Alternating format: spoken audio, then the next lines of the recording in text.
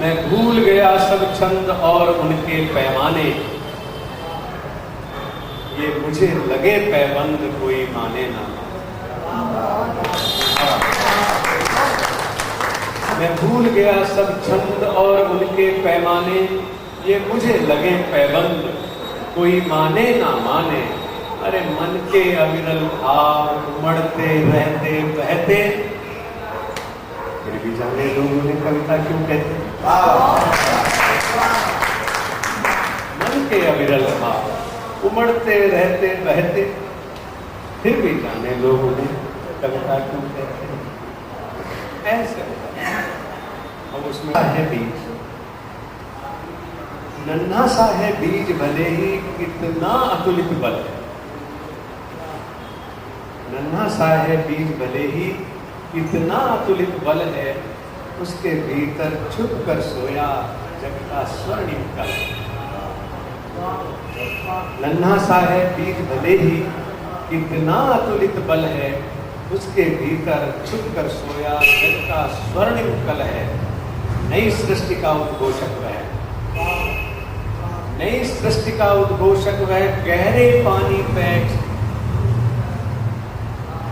सब बराबर हो जाता है। पता नहीं चलता कि यहाँ बीज डाला था, डाल दिया, मिट्टी से ढक दिया, उसके बाद भूल गए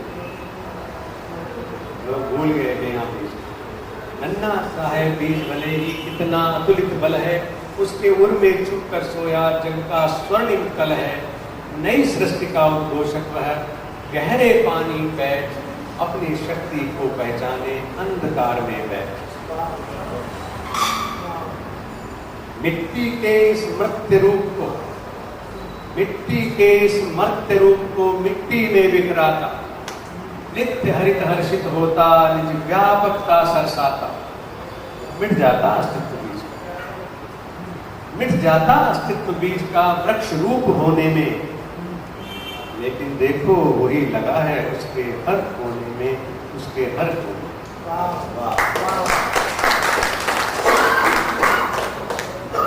जब तक हम अज्ञात अवस्था में नहीं जाते, डुबकी नहीं लगाते, तब तक। और डुबकी भी कैसी होनी चाहिए, तो हम लोग ध्यान की, आप लोग तो साधक है, सारे ही साधक है, किसी भी माध्यम से कर रहे हैं। कोई बांसुरी के माध्यम से कर रहा है, कोई कलम के माध्यम से कर रहा है, कोई भावों के माध्यम से कर रहा है, सेवा के माध्यम से कर रहा है। साधक हम सब साधक हैं, और उस रूप में हम अपने आप को आकार देने में ही लगे रहते हैं। आज बहुत लंबी बात हो जाएगी, और मैं इस जो मैंने सुना छोटे याद आ गई, ये बड़ी कृपा है आपकी वजह से याद आ गई। लेकिन मैं बहुत मन से जहाँ इस विभूति को इस परिवार में स्वागत करता हूँ, मिसेस कपूर को मैंने जब परिचित कराया अपने परिवार में, मैंने बताया कि ये वो हैं जिनके ढंग से ना पकड़ते हैं, और जिनको हम काबिल एहतराम सम्मान से याद कर रहे हैं। मसरूर खां शर्मा साहब, अगर उनकी उस परंपरा को मजबूती से ना पकड़ते और उनकी आंखों देखते ही ये पैरों पे खड़ा ना ढंग से हुआ होता, तो शायद उनकी आत्मा आज भी पीड़ित होती कि मेरी कला, मेरी साधना यहाँ तक विराम नहीं, किसी को विराम नहीं हो।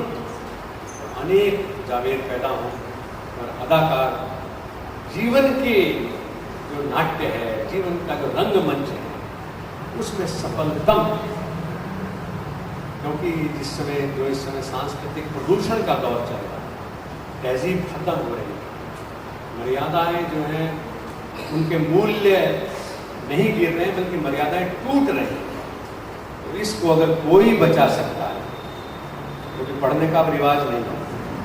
ये नाटक जो आपने देखा, अगर पन्ने के रूप में आपके हाथ में जाता तो आप में कोई ट्रांसफॉर्मेशन होने वाला नहीं, लेकिन आपको जीवंत दर्शाया संत कबीर जी ने, वो बहुत बड़ी चीज़ है। तो ये परंपरा चलनी चाहिए, ये दीवानगी चलनी चाहिए।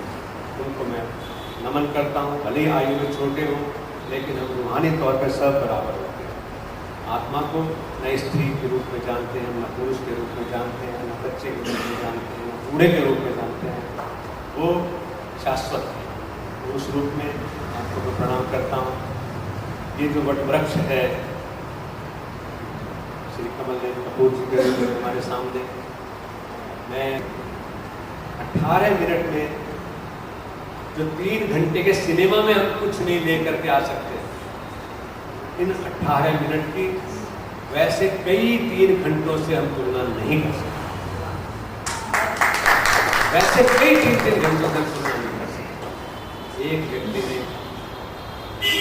सामाजिक परिस्थितियों पर भी कटाक्ष किया, एक व्यक्ति ने अपनी प्रतिभा को भी उकेरा है, एक व्यक्ति ने आज 72 साल की आयु में सफलतापूर्वक गिरने का, उठने का, पैर की पीड़ा का, संतान न होने के दर्द का, लिंग भेद का, सामाजिक भ्रांतियों का इतना सुंदर चित्रण किया है, उसको जितनी सराहना की जाए वो कम है। शम्स भाई को बहुत बहुत शुभकामना। और बस साहित्यकार, कलाकार, उनके लिए और खिलाड़ी, इनके लिए तो कोई मन से ताली बजा दे, मन से पीठ पे हाथ रख के विद्यार्थी को, चेले को शाबाश कह दे, तो बस उसे बहुत कुछ शाबाश के लिए तरस, क्योंकि हमें जल्दी से शाबाश मिले। आजकल अगर शाबाश जल्दी से ना दे तो चेला ही भाग जाता है।